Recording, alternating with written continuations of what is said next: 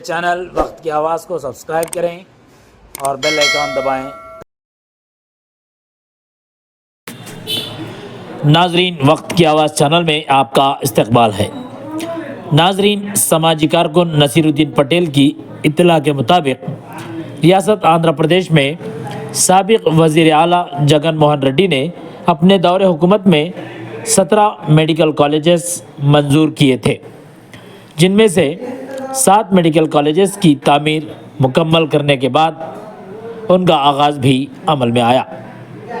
बाकी 10 medical colleges का काम अधूरा रह गया, क्योंकि उस वक्त आंध्र प्रदेश में रियासती इंतखाबात करीब आ चुके थे। इंतखाबात के बाद वाईएसआर पार्टी का इक़्तिदार ख़त्म हुआ और फिर तेलुगु देशम पार्टी इत्तेहाद पार्टियों के साथ रियासत में इक़्तिदार पर काबिज़ हुई।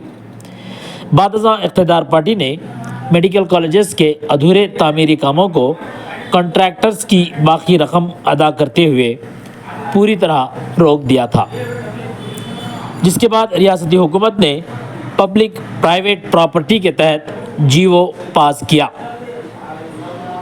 इसके तहत 70% मेडिकल सीट्स हुकूमत की ज़िम्मेदारी में होते हैं और बाकी 30% मेडिकल सीट्स प्राइवेट मैनेजमेंट कोटे को दिए जाते हैं। इस तरह आवाम को हर किस्म की सहूलियात फराहम होंगी। लिहाजा समाजी कारकुन नसीरुद्दीन पटेल ने रियासती हुकूमत से मुतालबा किया है कि इस जियो से मुतालिक आवाम को शऊर बेदार करने के लिए शहर के कॉलेजेस, हॉस्पिटल्स और मुख्तलिफ अहम जगहों पर बारकोड की शक्ल में इश्तिहार लगाए जाएँ। आइए मज़ीद तफसील नसीरुद्दीन पटेल की ज़बानी समाअत करें। అందరికీ నమస్కారం। గతంలో ముఖ్యమంత్రిగా ఉన్న శ్రీ వైఎస్ జగన్మోహన్ రెడ్డి గారు రాష్ట్రంలోని నిరుపేదలకు వైద్య సదుపాయాలు అందించాలనే ఉద్దేశంతో 17 వైద్య కళాశాలలను మంజూరు చేసి అందులో 7 మెడికల్ కాలేజీలను పూర్తి చేసి ప్రజలకు సేవలు అందిస్తున్నాయి। మిగతా 10 కళాశాలలు వైద్య కళాశాలల్ని ఎన్డీఏ మన కూటమి ప్రభుత్వం ఏర్పడిన తర్వాత నిలుపుదల చేయడం జరిగినది నిర్మాణాలని। అందులో పులివెందుల 80%, మిగతా 9 వైద్య కళాశాలలు 20 నుంచి 30% వరకు పూర్తయినాయి। దాంట్లో ఇందులో ఒక సామాజిక కార్యకర్త, గుంటూరుకు చెందిన సామాజిక కార్యకర్త కోర్టులో కేసు వేయడం జరిగింది। దీన్ని రాష్ట్ర ముఖ్యమంత్రి చంద్రబాబు నాయుడు గారు పీపీపీ పద్ధతిలో నిర్మాణం చేసి ప్రజలు ప్రైవేటు పార్ట్నర్షిప్ విధానంలో ప్రైవేట్ పరం చేయాలని చూస్తున్నారు। అందులో పూర్తిగా దాన్ని 33 సంవత్సరాలు లీజుకి ఇచ్చి దాంట్లో అన్ని సదుపాయాలు కల్పించి 70% ప్రజలకు సేవలు అందే విధంగా 30% ఎన్ఆర్ఐ కోట ఇవ్వాలనే ఉద్దేశంతో జరుగుతుంది। ఈ కేసును కూడా గవర్నమెంట్ పరంగానే వచ్చింది కాబట్టి దీన్ని చంద్రబాబు నాయుడు గారు ఈ మిగతా 10 నిలబడిపోయిన మెడికల్ కాలేజీలను మన ప్రభుత్వ ఆసుపత్రిలో ఎలా సేవలు అందిస్తున్నారో అదే విధంగా ప్రైవేట్ పరం చేస్తే కూడా సేవలు అందేలా రోగులకు మొత్తము।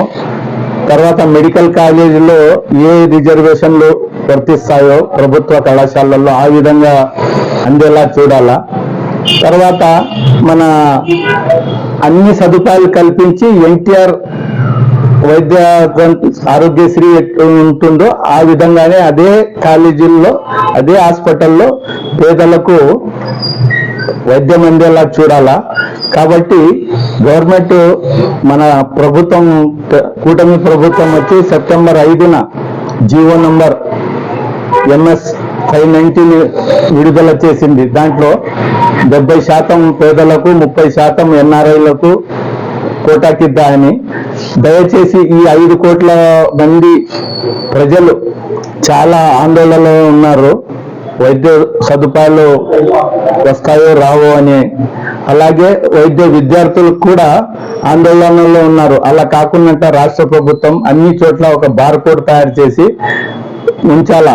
మీ సందేహాల్ని నివృత్తి కావాలా, మీరు తీసుకునే నిర్ణయం ఏమనేది ప్రజలకి అందరికీ కాలేజీల కాడ, తర్వాత ప్రభుత్వ కార్యాలయాల దగ్గర, ప్రధాన రహదారుల్లో కూడా ఒక బార్కోడ్ ఏర్పాటు చేసి ప్రజల్లో ఉండే ఆందోళనను తొలగించే విధంగా చర్యలు తీసుకోవాలని నేను రాష్ట్ర ముఖ్యమంత్రి నారా చంద్రబాబు నాయుడు గారిని 5 కోట్ల ప్రజల తరపు నుంచి, తర్వాత రోగుల తరపు నుంచి, ప్రభుత్వం ద్వారానే రోగులకు వైద్యం అందే విధంగా చూడాలా, ప్రభుత్వం ద్వారానే పేద విద్యార్థులు వైద్య విద్య చదివే విధంగా చర్యలు తీసుకోవాలని నేను మనవి చేస్తున్నాను. కాబట్టి నా పేరు Nasiruddin Patel, women's and children's hospital సలహా సంఘ సభ్యుడు, ఆదోని, కర్నూలు జిల్లా.